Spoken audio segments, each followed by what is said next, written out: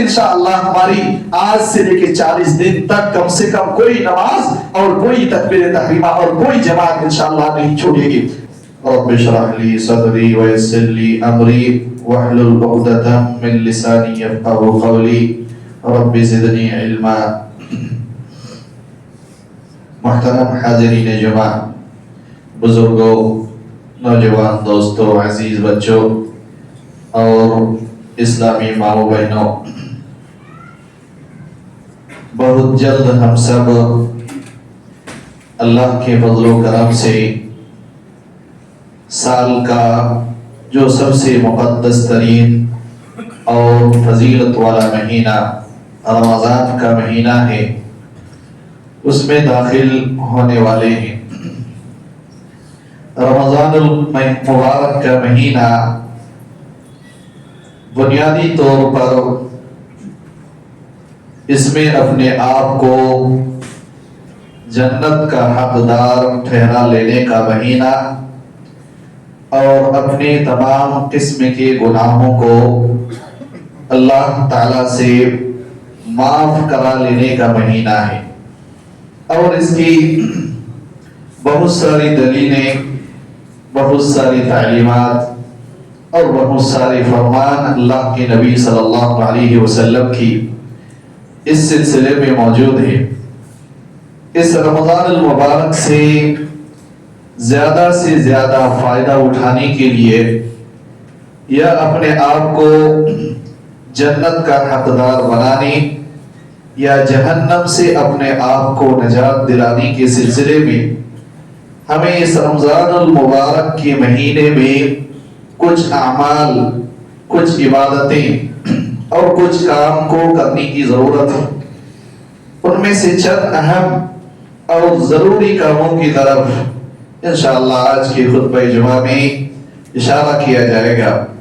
ان میں جو سب سے پہلی چیز اس رمضان المبارک کی تمام عبادتوں سے فائدہ اٹھانے کے لیے وہ ہے انسان کے اندر توحید اور اخلاص ہونا چاہیے۔ کسی کے پاس اگر توحید کی دولت نہیں ہے، نہ تو رمضان میں اور نہ ہی غیر رمضان میں کسی بھی عبادت کا انسان کو کوئی فائدہ نہیں ملنے والا۔ اس لیے انسان کو توحید اور اخلاص کی دامن ہمیشہ اپنے ہاتھ میں تھامے رکھنا چاہیے۔ انسان کو کوشش کرنا چاہیے اور ساری چیزیں چھوڑ جائے، ہو سکتا ہے اللہ تعالیٰ کی مرضی کے ماتحت ہے وہ ساری چیزیں، لیکن یہ توحید اپنے ہاتھ سے کبھی نہیں جانا چاہیے۔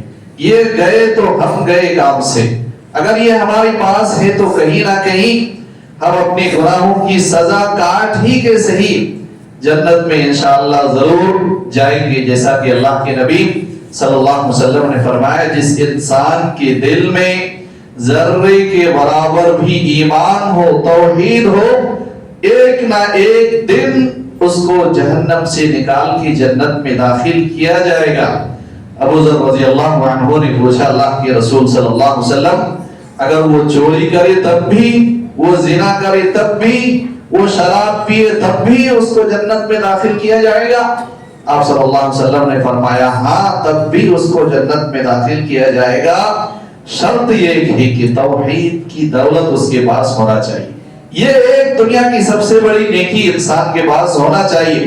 اس کے بعد کی گناہ ہو تو میرے ماتحت ہے، میں چاہوں تو ابتدا ہی میں معاف کر دوں یا چاہوں تو ان گناہوں کے برابر اس انسان کو سزا دے کے میں جنت میں داخل کروں، لیکن آخری نتیجہ انسان کا جنت ہے، آخری رزلٹ اس کے حق میں جو آئے گا وہ جنت کا آئے گا، لیکن یہ توحید کی دولت ہونا چاہیے۔ یہ سب سے پہلی چیز ہے ہمیں رمضان کی ساری عبادتوں سے فائدہ اٹھانی، ان عبادتوں کا اجر و ثواب لینے کے لیے۔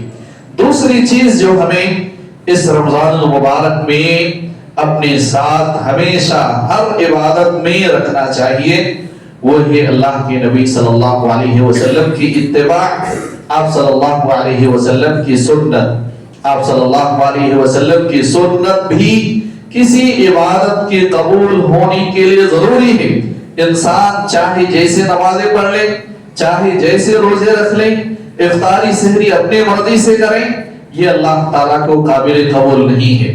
جس طرح سے اللہ تعالیٰ کی توحید میں اللہ کو ہرگز شراکت پسند نہیں، کوئی شریک ہو جائے اللہ کو برداشت نہیں، ایسے ہی سنت میں آپ صلی اللہ علیہ وسلم کی رسالت میں اللہ تعالیٰ کو کسی کی بھی شراکت اور شرکت اور حصہ داری ہرگز پسند نہیں۔ کوئی بھی عبادت ہو اگر اللہ کے نبی صلی اللہ علیہ وسلم کی سنت کے خلاف ہے، وہ کتنی ہی اچھی کیوں نہ لگے، اللہ تعالیٰ کے یہاں اس کی کوئی حیثیت نہیں ہے، کوئی اعتبار نہیں ہے، ایسی عبادت کا کوئی اجر و ثواب نہیں، بلکہ الٹا اس کا گناہ بدعت ایجاد کرنے کا انسان کو دیا جاتا ہے۔ اس لیے یہ دو چیزیں، توحید، سنت، اللہ کے نبی صلی اللہ علیہ وسلم کی سنت، یہ ہمیشہ زندگی کے ہر معاملات میں خصوصی طور پر اس رمضان سے فائدہ اٹھانے کے لیے ہمیں ہمیشہ اپنے ساتھ رکھنا بے حد ضروری ہے۔ اس کے بغیر رمضان کی ہماری محنتیں برباد ہو سکتی ہیں۔ اس رمضان کی جو عبادتوں کی بات ہے وہ ہم سنتے آ رہے ہیں، بہت ساری عبادتیں ہم جانتے ہیں، ان کو کرتے ہیں۔ ان میں جو سب سے پہلی عبادت ہے وہ قرآن مجید کی تلاوت، قرآن کو سمجھنا، قرآن کو پڑھنا اور قرآن کے مطابق اپنی زندگی کو ڈھالنا۔ یہ رمضان المبارک کا مہینہ یہ قرآن کا مہینہ ہے۔ شہر رمضان الذی انزل فیہ القرآن ھدی للناس وبینات من الھدی والفرقان۔ رمضان کا مہینہ وہ مہینہ ہے جس میں ہم نے قرآن کو نازل کیا ہے، پھر مقصد بھی بتایا گیا، ھدی للناس، لوگوں کے لیے ہدایت ہے۔ قرآن پڑھیں گے، سمجھیں گے، عمل کریں گے تو اللہ تعالیٰ ہدایت دے گا۔ اس لیے اس رمضان میں قرآن سے اپنے آپ کو جوڑنا بہت ضروری ہے، بے حد ضروری ہے۔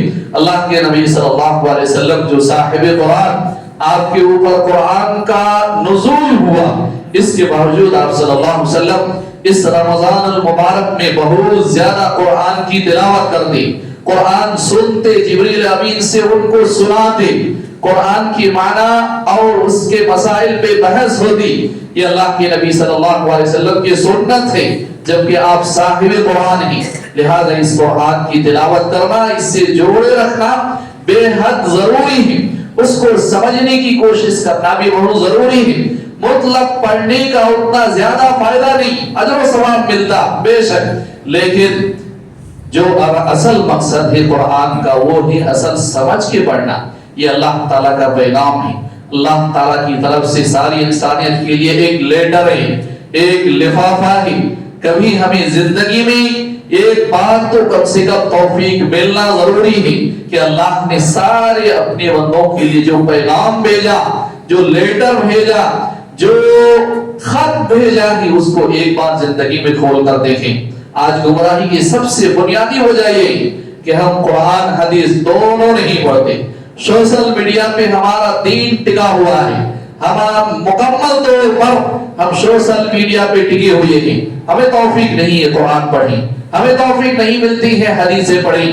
ایک بار قرآن کو پڑھیں، حدیثوں کو ایک بار پڑھ کے دیکھیں۔ حدیث کی بے شمار کتابیں ہیں، کوئی بھی کتابیں کھول کر دیکھیں، اس میں غور و فکر کریں کہ ان میں کیا مسائل بیان کیے گئے ہیں۔ نماز کے سارے احکام و مسائل جو بیان کیے گئے کیسے ہیں، ہم کس انداز میں پڑھ رہے ہیں، ایک بار کبھی ہمیں اپنے آپ کو اس کے لیے لگانا چاہیے، کوشش کرنی چاہیے، کیونکہ اللہ کا پیغام ہے۔ اللہ نے اگر پوچھ لیا کہ تمہارے لیے ایک لیٹر بھیجا تھا، پولیس اسٹیشن سے تمہارے پاس کوئی خط آ جائے، تمہارے پاس بینک سے کوئی خط آ جائے، تمہارے پاس بینک سے کوئی چیک آ جائے، تم کھول کے نہیں دیکھتے، نہیں پوچھتے کسی سے۔ اگر تمہیں پڑھنا نہیں آتا ہے، تمہارے بینک سے چیک آ جائے، کوئی لیٹر آ جائے، کیا کسی سے پڑھا کے سمجھنے کی کوشش نہیں کرتے؟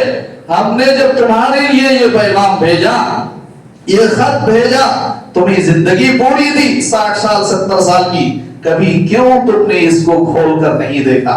کیا جواب دیں گے؟ ہمارے پاس کوئی جواب نہیں ہے۔ اس لیے اپنے آپ کو جوڑنے کی کوشش کریں، قرآن سے اس مہینے سے شروعات کریں، زندگی بھر قرآن سے اپنے آپ کو جوڑے رکھنے کی کوشش کریں۔ اسی طرح سے قرآن سے جوڑنے کا ایک بہترین طریقہ یہ ہے کہ اس رمضان المبارک کے مہینے میں تراویح اور قیام اللیل میں ہم کھڑے رہیں، قرآن کو سننے کی کوشش کریں۔ جہاں قرآن کو قرآن کی طرح پڑھا جاتا ہے، वहां हम नमाजों का इहतमाम करें। जहां कुरान सिर्फ बेचने के लिए या पैसे के लिए पढ़ा जाता है, तरावियां पढ़ी जाती है, ऐसी जगह जाने की जरूरत नहीं है। जहां कुरान का मकसद समझा जाता हो, जहां कुरान को कुरान की तरह पढ़ा जाता हो, जहां कुरान सुनने के बाद आपको सुकून इत्मीनान होता हो, वैसी जगह पे जाके आप कुरान सुने। और कुरान का ताल्लुक पूरे रमजान से है, 3 दिन से नहीं, 3 दिन में जैसे तैसे यालमुन तालमुन करके कुरान खत्म कर लिया, सोचे हमने क़ियामुल लैल का हक अदा कर दिया। ये कुरान के साथ खिलवाड़ है, ये नमाज के साथ खिलवाड़ है, ये इबादत के साथ खिलवाड़ है। ऐसी जगह से हमें अपने आप को परहेज करना चाहिए। जिस तरह से अल्लाह के रसूल सल्लल्लाहु अलैहि वसल्लम ने फरमाया, मन सामा रमजाना, जिसने रमजान के रोजे रखे उसके गुनाह माफ किए जाते हैं। 1 दिन 2 दिन 3 दिन के रोजा रख लेते गुनाह माफ होते नहीं, माफ होते। पूरे रमजान का रोजा रखना तब माफ होते। सेम वही लफ्ज अल्लाह के रसूल सल्लल्लाहु अलैहि वसल्लम ने फरमाया, मन कामा रमजाना, जिसने क़ियामुल लैल किया रमजान का, पूरे महीने उसमें शामिल है।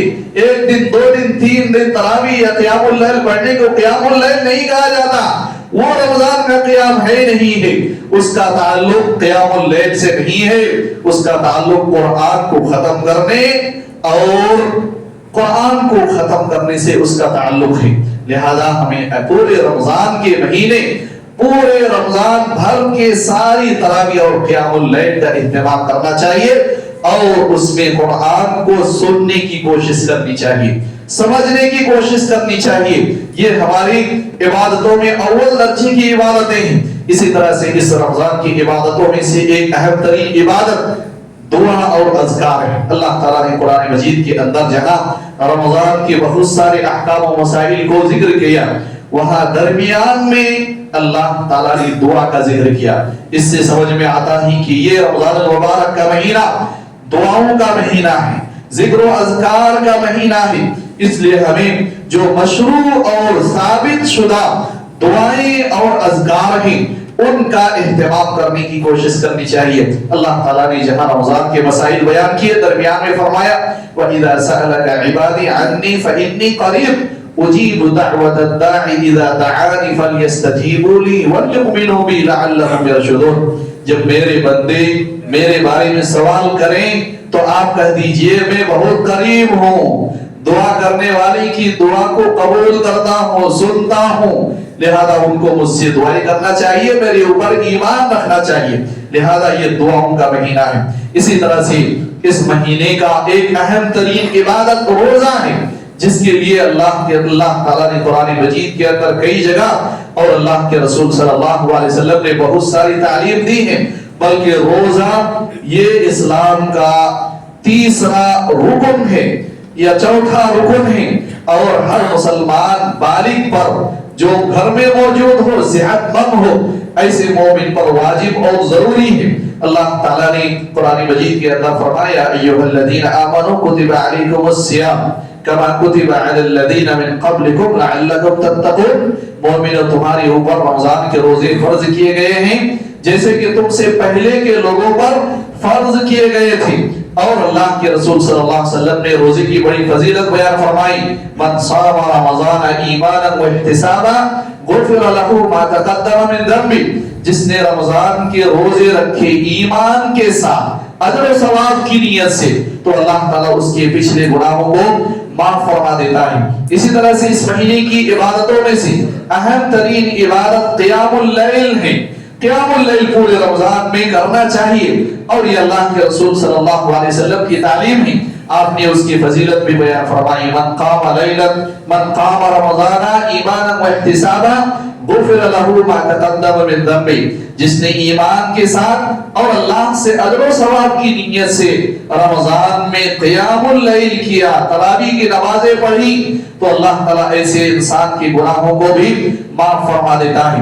इसी तरह से इस महीने की अहम तरीन इबादतों में से सदका और खैरात ही, गरीबों की मदद करना, लोगों की मदद करना, मोहताजों की जरूरियात को पूरा करना, इसी तरह से दूसरों के ऊपर एहसान करना, اللہ کے راستے جو بھی ہیں ان تمام راستوں میں خرچ کرنا، مسجدوں کا تعاون کرنا، مدارس کا تعاون کرنا، مسافروں کا تعاون کرنا، فقراء مساکین کی مدد کرنا، ضرورت مندوں کا خیال رکھنا، یہ بھی اس اہم ترین عبادت میں سے اس رمضان المبارک کی، اور اس کی دلیل ابن عباس رضی اللہ عنہما کی حدیث ہے۔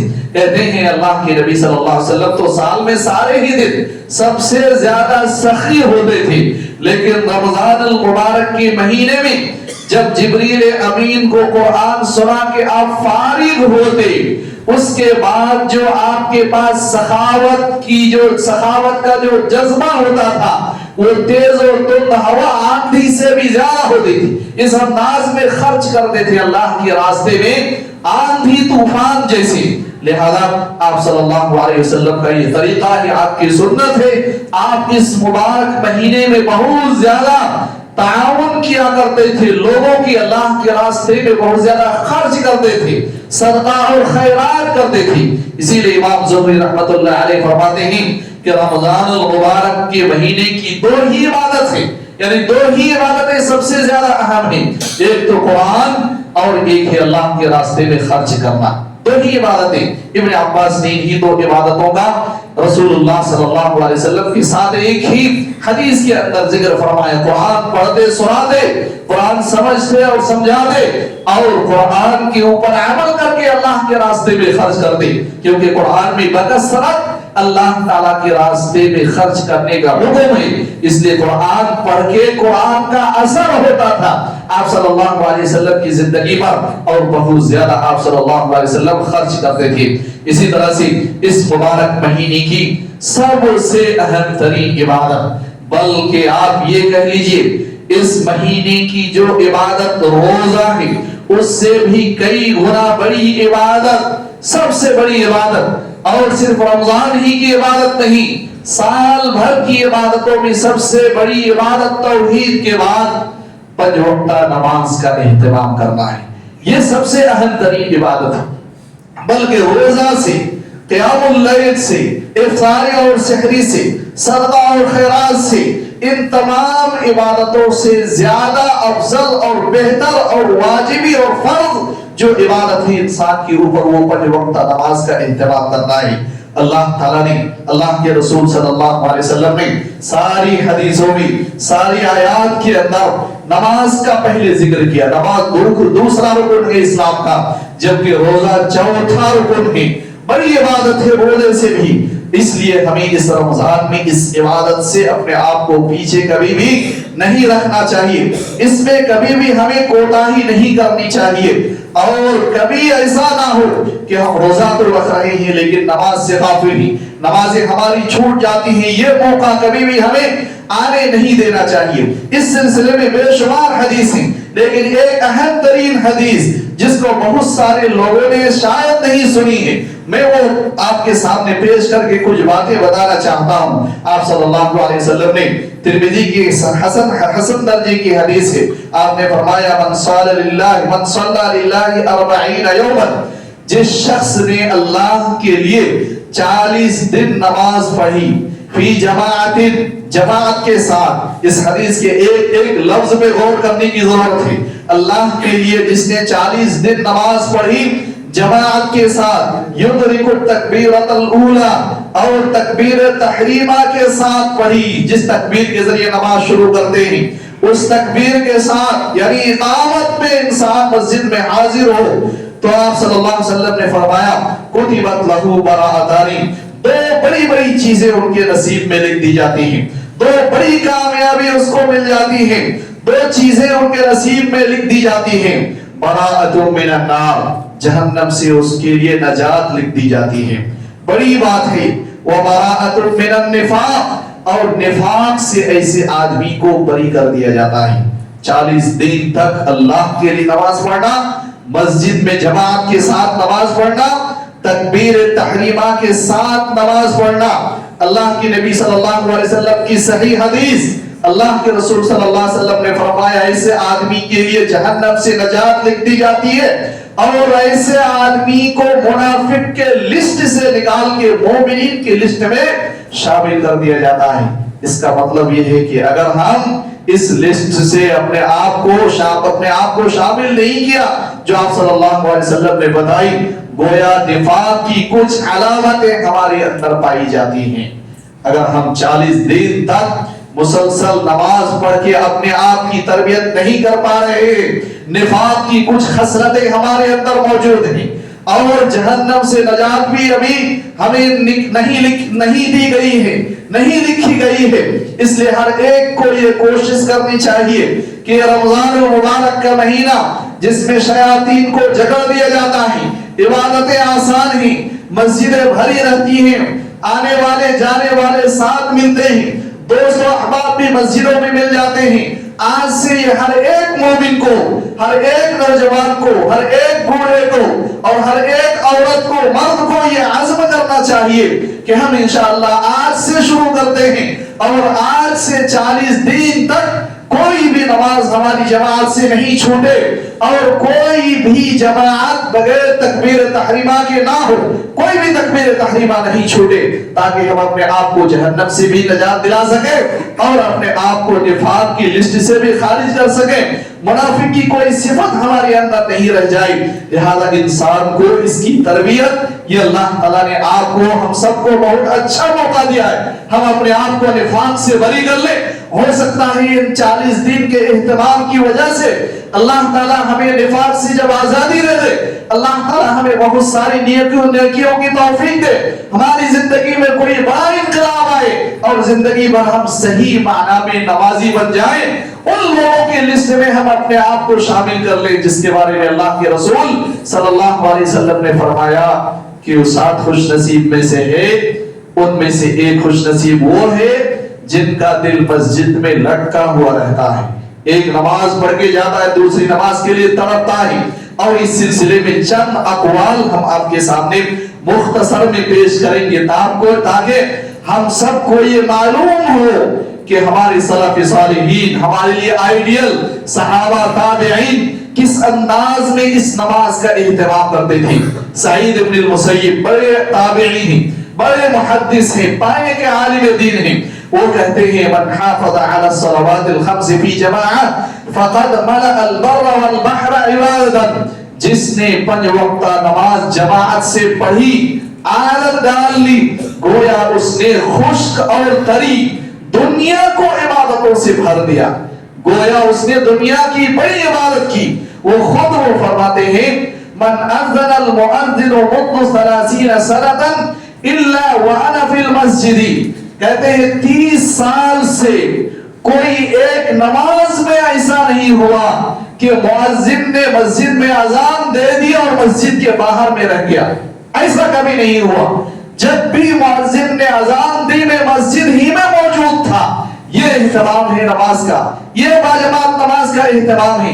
30 سال تک کبھی ایسا نہیں ہوا کہ گھر میں ہیں، تیار ہو رہے ہیں، وضو بنا رہے ہیں، غسل کر رہے ہیں، راستے میں چل کے آ رہے ہیں اور مؤذن نے اذان دے دی۔ 30 سال۔ وہ خود ایک اور جگہ فرماتے ہیں ما فاتتنی الصلاة فی الجماعت منذ 40 سنة، کہتے ہیں جماعت کے ساتھ کوئی ایک نماز 40 سال سے میری نہیں چھوٹی، 40 سال سے کوئی ایک جماعت کی نماز میری نہیں چھوٹی ہے۔ یہ سعید بن المسیب ہے۔ اسی طرح سے اعمش ایک بڑے محدث ہیں، یہ کہتے ہیں حضرت الوفات فبکا ابنہ کثیرا، جب ان کی وفات کا وقت آیا تو ان کے بیٹے بہت رونے لگے، فقال لابنہ ابکی او لا تبکی، کہا میرے بیٹے تم رو یا نہ رو، فواللہ ما فاتتنی تکبیرۃ الاحرام مع الامام منذ 60 سنہ، تم رو یا نہ رو، اللہ کی ذات سے مجھے امید ہے کہ میری 60 سال سے ایک بھی تکبیر تحریمہ تک نہیں چھوٹی، اللہ مجھے ضرور نجات دے گا، تم رو یا نہ رو، اللہ کی ذات سے مجھے امید ہے 60 سال سے ایک تکبیر تحریمہ میری نہیں چھوٹی ہے۔ یہ سلف ہے، یہ ہمارے لیے آئیڈیل ہے، یہ ہمارے لیے نمونہ ہے۔ اور اسی طرح سے ایک اور بڑے محدث ہیں، وہ اپنے بارے میں کہتے ہیں جب ایک مرتبہ ان کی پہلی صف چھوٹ گئی، آج ہم پہلی صف میں آتے نہیں، پیچھے بیٹھتے، اللہ کے رسول صلی اللہ علیہ وسلم نے فرمایا جو امام سے قریب سب سے آگے ہوتے ہیں قیامت کے دن اللہ تعالیٰ کو وہ سب سے زیادہ قریب سے دیکھیں گے. ہم آگے آنا پسند ہی نہیں کرتے. یہ پڑھتے ہیں، یہ کہتے ہیں کہ واللہ ما صلیت فی الصف الثانی منذ عقلت رشدی لم اصلی الا فی الصف الاولی. کہتے ہیں ایک مرتبہ جب ان کی پہلی صف میں ان کو جگہ نہیں ملی، ذرا لیٹ آنے کی وجہ سے، دوسری صف میں انہوں نے نماز پڑھی اور کہا کہ اللہ کی قسم، میں نے جب سے ہوش سنبھالا، جب سے مجھے ہوش آیا، جب سے میں عقل مند ہوا، تب سے لے کے آج تک کبھی بھی دوسری صف میں نماز نہیں پڑھی، ہمیشہ پہلی صف میں نماز پڑھتا. ایک دن دوسری صف میں نماز پڑھنے کی وجہ سے یہ افسوس کر رہے ہیں. اور کسی عالم دین نے ایسے مومن کی جن کا تعلق مسجدوں سے جڑا ہوا ہوتا ہے ان کی بہترین مثال بیان کی ہے. کہا جو مومن ہوتے ہیں صحیح معنی میں وہ مچھلی کی طرح ہوتے ہیں. جس مچھلی کو اگر سمندر سے نکال دیا جائے، سوکھے میں رکھ دیا جائے، وہ مچھلی تڑپ تڑپ کے مر جاتی ہے. پانی میں رکھ دیں تو آرام سے سکون سے رہتی ہے، زندہ رہتی ہے. ایسے مومن ہے. مومن ایسا ہونا چاہیے. اگر مسجد میں ہے تو سکون اطمینان ہے، مسجد سے باہر جائے تو تڑپتا رہے جیسے مچھلی پانی کے باہر تڑپتی رہتی ہے. ایسے مومن ہونا چاہیے. اور جن کا تعلق مسجد سے نہیں ہوتا، جو صحیح معنی میں مومن نہیں ہوتے، وہ اس پرندے کی طرح ہے جس پرندے کو کسی پنجرے میں بند کر دیا جاتا ہے. پنجرے میں بند کر دے تو پرندہ کیسا ہوتا، کیسا محسوس کرتا؟ اگر کسی مسلمان مومن کو مسجد میں آ کے لگے کہ میں پنجرے میں ہوں تو اس کو اپنے ایمان کا جائزہ لینا چاہیے. تو یہ ہمیں اس پرندے کی طرح نہیں جس پرندے کو کسی پنجرے میں بند کر دیا جائے اور وہ گھٹن محسوس کرے. مسجد میں ہمیں کبھی بھی ایسا گھٹن محسوس نہیں ہونا چاہیے، بلکہ ہمارا حال مسجد سے مچھلی کی طرح ہونا چاہیے. جب تک مسجد میں ہے سکون اطمینان ہے، مسجد کے باہر جائے تو ہمارا دل مسجد سے لٹکا رہے، ہم تڑپتے رہیں کیسے مؤذن صاحب کی اذان آئے گی، آواز آئے گی اور ہم آ کے مسجد میں نماز ادا کریں گے. تو اس رمضان المبارک میں ہم سب کو یہ کوشش کرنی چاہیے کہ ہم نمازی صحیح معنی میں بن جائیں، نماز کے پابند بن جائیں. اور خصوصی طور پر جو اللہ کے نبی صلی اللہ علیہ وسلم نے ہمیں بتایا 40 دن تک تکبیر تحریمہ کے ساتھ جماعت کے ساتھ اگر کوئی انسان نمازیں پڑھتا ہے تو اس کے لیے جہنم سے برات اور اسی طرح سے نفاق سے براعت لکھ دی جاتی ہے. ہم سب کو کوشش کرنی چاہیے اور یہ عہد کرنا چاہیے کہ انشاءاللہ ہماری آج سے لے کے 40 دن تک کم سے کم کوئی نماز اور کوئی تکبیر تحریمہ اور کوئی جماعت انشاءاللہ نہیں چھوڑے گی. اللہ تعالیٰ سے دعا ہے کہ اللہ تعالیٰ اس رمضان مبارک کو ہم سب کے لیے مبارک بنائے. اللہ تعالیٰ اس مبارک مہینے سے زیادہ فائدہ اٹھانے کے ہم سب کو توفیق عطا فرمائے. اللہ تعالیٰ ہم سب کو صحت اور تندرستی کے ساتھ اس ماہ مبارک میں عبادتیں کرنے کی توفیق عطا فرمائے. اللہ تعالیٰ اس مہینے میں جو بھی عبادتیں ہم کر سکیں اللہ تعالیٰ تو ان کے اجر و ثواب سے ہم سب کو نواز. اللہ تعالیٰ ہم میں سے جو شخص بیمار ہیں ان کو شفاء کاملہ عاجلہ عطا فرما. اللہ تعالیٰ ہم میں سے جو شخص تندرست ہیں اللہ تعالیٰ تو ان کو تیری عبادت کی توفیق عطا فرما. بارک اللہ لنا ولکم فی القرآن المجید ونفعنی وإیاکم بالآیات والذکر الحمید انہ تعالی جواد کریم ملک رؤوف رحیم.